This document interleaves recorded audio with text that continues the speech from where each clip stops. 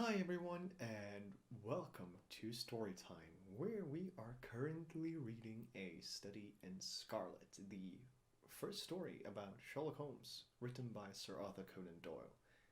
This is the second part of the fifth chapter called Our Advertisement Brings a Visitor. Remember to check out the questions below the video to test your understanding and write down and look up words that you do not understand. Enjoy. At my summons, instead of the man of violence whom we expected, a very old and wrinkled woman hobbled into the apartment.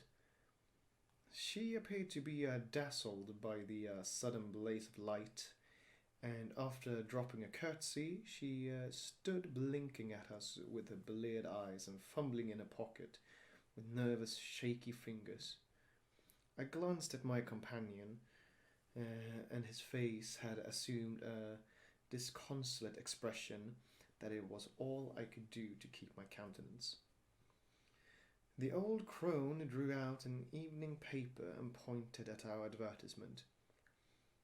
"It's this as has brought me, good gentleman," she said, dropping another curtsy. "A gold wedding ring in the Brighton Road. It belongs to my girl Sally, as was married only this time 12 month, which her husband is a steward aboard a Union boat.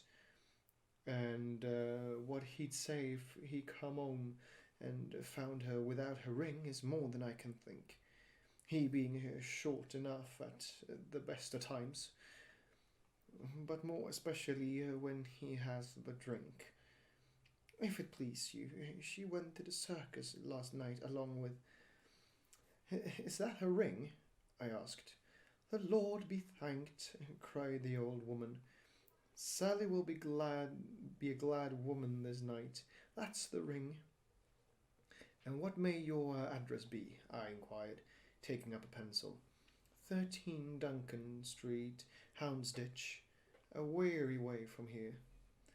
"The Brighton Road does not lie between any circus and Houndsditch," said Sherlock Holmes sharply. The old woman faced round and looked keenly at him from her little red-rimmed eyes. "The gentleman asked me for my address," she said. "Sally lives in lodgings at 3 Mayfield Place, Peckham." "And your name is?" "My name is Sawyer. Hers is Dennis, which Tom Dennis married her, and a smart, clean lad too, as long as he's at sea, and no steward in the company more thought of. But when on shore, what with the women and what with liquor shops—" "Here's your ring, Mrs. Sawyer," I interrupted, in obedience to a sign from my companion. "It clearly belongs to your daughter, and I am glad to be able to restore it to the rightful owner." With many mumbled blessings and protestations of gratitude, the old crone packed it away in her pocket and shuffled off down the stairs. Sherlock Holmes sprang to his feet the moment that she was gone and rushed into his room. He returned in a few seconds, enveloped in an ulster and a cravat. "I'll follow her," he said hurriedly. "She must be an accomplice and will lead me to him. Wait up for me."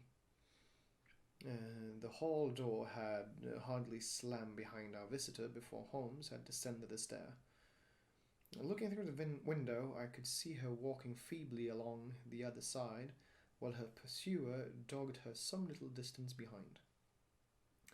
Either his whole theory is incorrect, I thought to myself, or else he will be led now to the heart of the mystery. There was no need for him to ask me to wait up for him, for I felt that sleep was impossible until I heard the result of his adventure. It was close upon 9 when he set out. I had no idea how long he might be, but I sat stolidly puffing at my pipe and skipping over the pages of Henri Murger's Vie de Bohème. 10 o'clock passed, and I heard the footsteps of the maid as they pattered off to bed. 11, and the more stately tread of the landlady passed my door, bound for the same destination. It was close upon 12 before I heard the sharp sound of his latchkey. The instant he entered, I saw by his face that he had not been successful. Amusement and chagrin,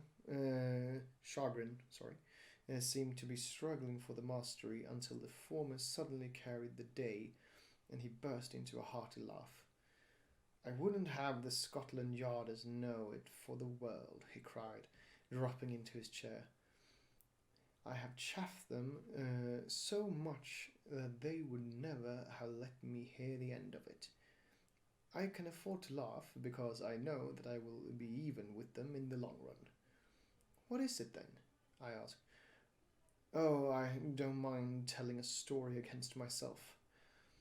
That creature had gone a little way when she began to limp and show every sign of being footsore.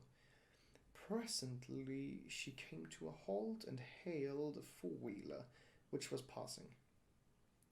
I managed to be close to her as to hear the address, but I need not have been so anxious, for she sang it out loud enough to be heard at the other side of the street. 'Drive to 13 Duncan Street, Houndsditch,' she cried. This begins to look genuine, I thought, and having seen her safely inside, I perched myself behind. That's an art which every detective should be an expert at. Well, away we rattled and never drew rein until we reached the street in question. I hopped off before we came to the door and strolled down the street in an easy, lounging way. I saw the cab pull up, the driver jumped down, and I saw him open the door and stand expectantly.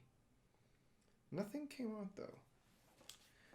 When I reached him, he was groping about frantically in the empty cab and giving vent to the finest assorted collection of oaths that I have ever listened to.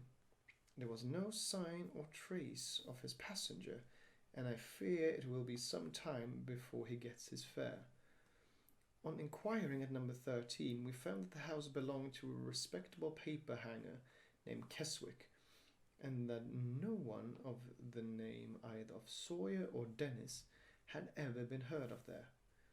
"You don't mean to say," I cried in amazement, that tottering, feeble old woman was able to get out of the cab while it was in motion, without either you or the driver seeing her? "Old woman be damned," said Sherlock Holmes sharply. "We were the old woman to be so taken in. It must have been a young man, and an active one, too, besides being an incomparable actor. The get-up was inimitable. He saw that he was followed, no doubt, and used this means of giving me the slip. It shows that the man we are after is not as lonely as I imagined he was, but has friends who are ready to risk something for him. Now, Doctor, you are looking done up. Take my advice and turn in." I was certainly feeling very weary, so I obeyed his injunction.